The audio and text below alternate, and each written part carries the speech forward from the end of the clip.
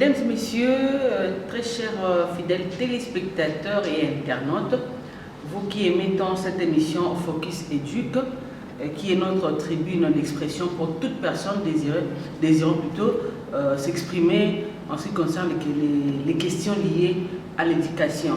Merci et bienvenue dans ce numéro où nous recevons pour vous le coordonnateur de la CONEP de Kasaï Central. Il s'agit bel et bien de M.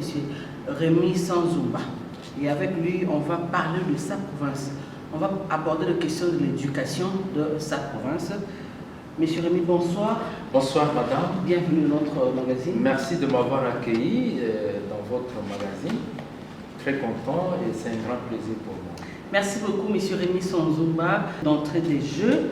Et nous savons que depuis le 26 décembre 2023, une pluie diluvienne s'est abattue dans la province du Kasaï central, où 23 écoles sont détruites.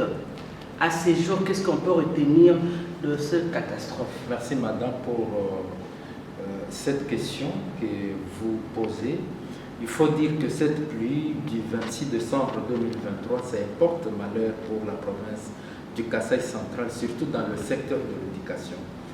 Pourquoi c'est un porte-malheur? Parce que beaucoup d'écoles ont été envahies par tête de ravin, les autres même ont été englouties par le ravin, et donc ces écoles, cette pluie a eu comme conséquence la dépopulation des enfants en milieu scolaire et aussi la suppression de la carte scolaire de certaines écoles. Et voilà, malgré ça, certaines écoles continuent à travailler à côté de ravin, ce qui constitue un grand danger permanent qui peut faire en sorte qu'il y ait des éboulements des terres ou qu'il y ait une disparition totale de certaines écoles. Donc c'est à cause de cette pluie du 26 décembre. Et au-delà de cette pluie, nous constatons malheureusement qu'il n'y a pas eu de réponse. Une année après. Une année après, jusqu'à ce jour, il n'y a pas eu de réponse dans la province. Ce qui veut dire que sur plus de 23 écoles disséminées dans les différentes communes, donc, parce que la ville de Kananga a 5 communes, alors l'unique école dont la réponse a été trouvée, c'est l'école qui est située à l'entrée de la ville de Kananga, où nous avons vu, moi-même je suis allé sur terrain, j'ai vu l'entreprise Afimex qui a fait les travaux de réhabilitation et puis de remblage, de remblement de terre pour qu'on puisse sauver cette école. Voilà en bref ce qui constitue le tas de liés de la province par rapport à cette pluie diluvienne. Monsieur Rémi, au regard de cette question, aujourd'hui, qu'est-ce qu'on peut retenir de la gestion de catastrophes au niveau de votre province? Merci. Il faut dire que non seulement dans notre province, je constate aussi même qu'à travers le gouvernement central, il n'y a pas de politique de gestion des catastrophes. Le plus souvent, qu'il ait les catastrophes naturelles, qu'il ait les catastrophes sanitaires, les réponses arrivent avec un grand retard ou bien il n'y a pas de réponse. Vous allez remarquer qu'il y a des écoles nouvellement construites. Malheureusement, je n'ai pas mon téléphone sur place pour vous montrer certaines vidéos, mais nous avons fait les efforts, nous avons fait les plaidoyers auprès des autorités au niveau de la province pour qu'une réponse soit trouvée urgemment. Aucune réponse n'est trouvée jusqu'à ce jour. Donc, ce qui veut dire que la gestion des catastrophes dans la province du Kasaï central n'existe pas. Pour ne pas dire qu'il n'y en a pas. Parce que vous allez remarquer que même dans leur politique, lorsqu'ils définissent les politiques du gouvernement provincial, ils oublient même qu'il peut y avoir les catastrophes, comment on doit les gérer et comment on peut trouver des réponses par rapport à ces catastrophes, que ce soit naturel, que ce soit sanitaire. Donc, il n'y en a pas. Monsieur Rémi Sanzumba, parlons de la question liée au budget. alloués à l'éducation au niveau de la province. Autrefois, on parlait de votre province, la province championne en termes de pourcentage. Et aujourd'hui, vous quittez de 22% à 5,6%. Qu'est-ce qui se passe? Vraiment, c'est une question qui met la province en difficulté par rapport à la continuité de l'État. Parce que nous pensons que lorsque les nouvelles autorités accèdent au pouvoir, ils doivent se référer aux anciens dossiers, que ce soit les dossiers positifs, que ce soit les dossiers négatifs. Ils doivent avoir l'accès, comme on fait dans d'autres cieux. Mais malheureusement, dans notre pays, principalement dans notre province, ce n'est pas le cas. Donc, quand il y a changement de régime, d'autorité, chacun veut faire ce qu'il veut. La province du Kasaï central a été déclarée une province championne de l'éducation. Pourquoi? Parce que nous avons mené beaucoup de plaidoyers à partir des analyses budgétaires que nous avons su faire avec le député provincial. Ceux-ci ont trouvé avec conscience qu'il avait fallu qu'il ait l'augmentation du budget. C'est ainsi que ce budget a été augmenté à 22%. Nous avions pensé que on pouvait continuer sur cet élan, mais malheureusement, aujourd'hui, on nous apprend que le budget qui a été discuté à l'Assemblée provinciale part du 22% à 5,6%. Ce qui veut dire que l'actuel gouvernement provincial a tué l'éducation.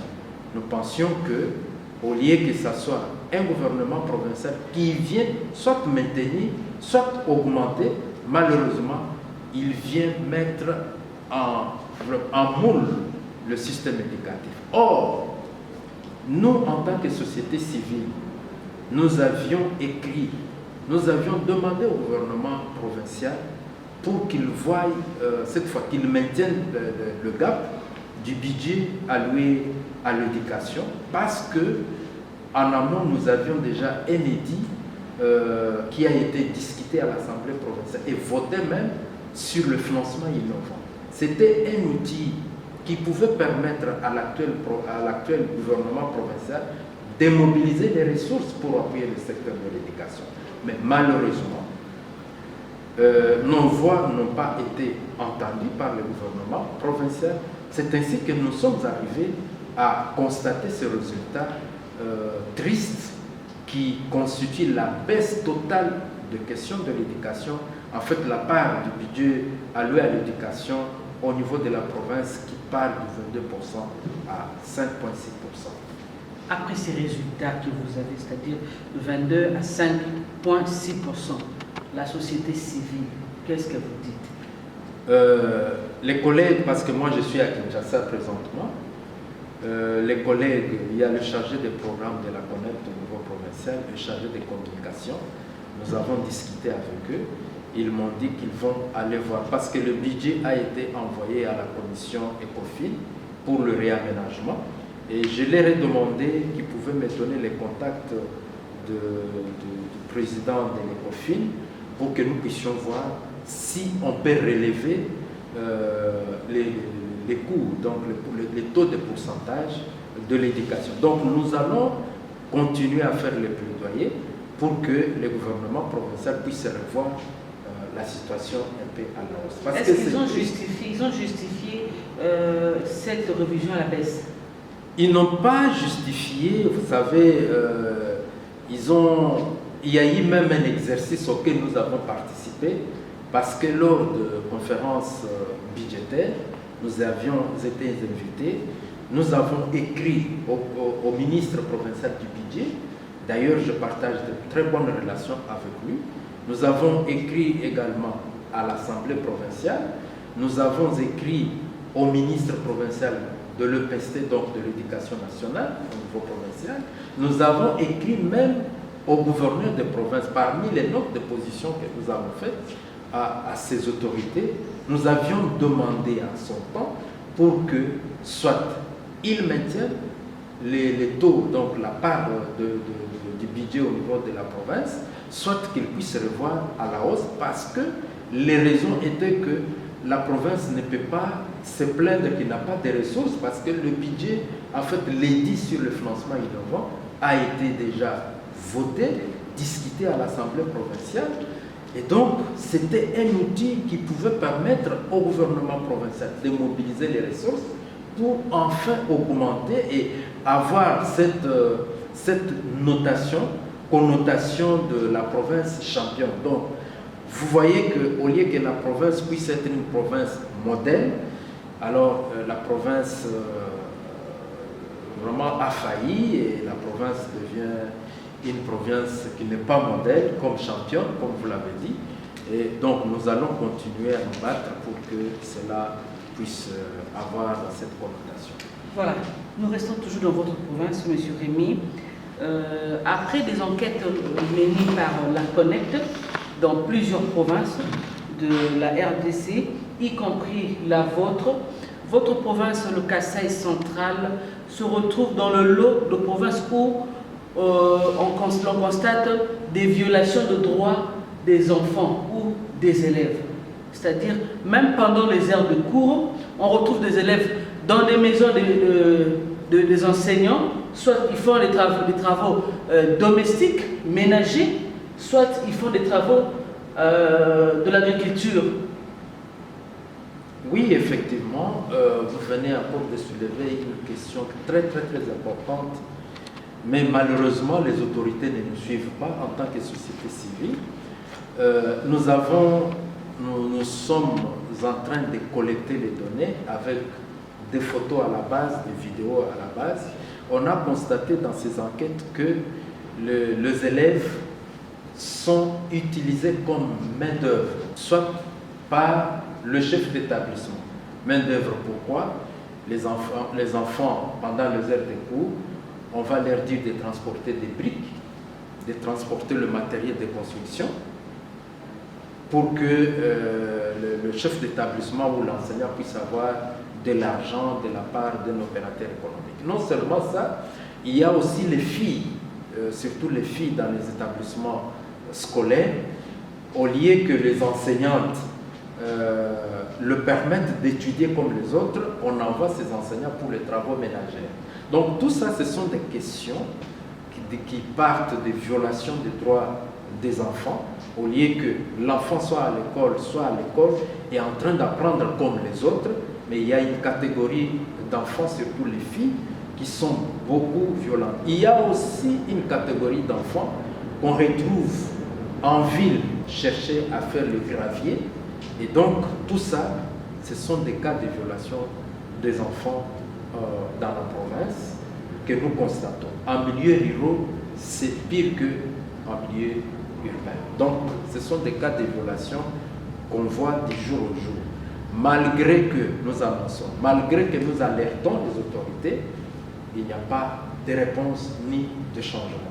Même pas punir les récidivistes ou les chefs d'établissement ou les enseignants qui font ces actes, qui passent sur ces actes. Le message que je lance à son Excellence, Monsieur le Gouverneur de la province du Kasaï central, est qu'il était porteur de l'espoir de toute la province. Il était quelqu'un sur qui les espoirs de toute la population de la province du Kasaï central se reposaient dans tous les domaines, mais particulièrement dans le domaine de l'éducation. Et à ce titre que les efforts sur le plan de l'éducation sont en train de se mourir à partir du budget qu'il a proposé lui-même pour qu'il soit discuté ou soit voté par l'Assemblée provinciale, je pense que ces espoirs ne seront plus les espoirs matériels, ce sont les espoirs qui seront illusionnés. Par conséquent, en tant que gouverneur de province, en tant que le père de l'éducation, je pense que c'est le moment précis de faire voir que vous appuyez la gratuité de l'enseignement. Et la gratuité de l'enseignement est accompagnée de plusieurs facteurs. Le premier facteur, c'est de pouvoir laisser les enfants étudier dans des conditions idéales, les conditions où l'enfant doit se mettre sur le banc pupitre pour qu'il sache bien écrire. Deuxième chose, il faut désengorger les effectifs qui sont habituellement dans les écoles publiques. Troisième chose, il faut que ces enfants qui étudient puissent avoir le matériel didactique, parce que le matériel didactique ouvre l'esprit de l'enfant et il ouvre l'esprit de celui qui enseigne l'enfant pour que tous puissent avoir les capacités d'apprendre et d'appliquer ce qu'ils apprennent. D'ailleurs, la société civile, nous ne parlons pas pour parler, nous avions déjà nous avions proposé à son temps l'édit qui a été voté et discuté par l'Assemblée provinciale. Il ne reste que de pouvoir sortir l'arrêté provincial pour reconnaître cet édit qui est un outil très important de la province qui pourra vous permettre de mobiliser les ressources pour appuyer le secteur de l'éducation. Le secteur de l'éducation connaît des problèmes. Nous avons commencé par les catastrophes naturelles qui n'ont pas trouvé solution. C'est à partir des ressources que vous allez mobiliser que la société civile que nous sommes pourra vous aider à mobiliser pour que vous puissiez appuyer le secteur de l'éducation. Mais donc, si notre cri est entendu, je pense que ces espoirs dont j'ai commencé par l'introduction pourront renaître et vous allez effectivement faire preuve d'un papa qui appuie le secteur de l'éducation et surtout de la gratuité de l'enseignement dans notre province. Merci, M. Rémy Sonzomba, pour ce message si triste, s'il faut le dire ainsi, lancé à l'endroit du gouverneur de la province du Kasaï central. Merci d'avoir accepté notre invitation. Merci. Nous disons un grand merci à vous, chers téléspectateurs, mais aussi merci à Yoshi Elala qui a réalisé cette émission sous la coordination de Mme Chantal Kalala. Merci de nous avoir suivis et restez branchés sur ce programme. Au revoir.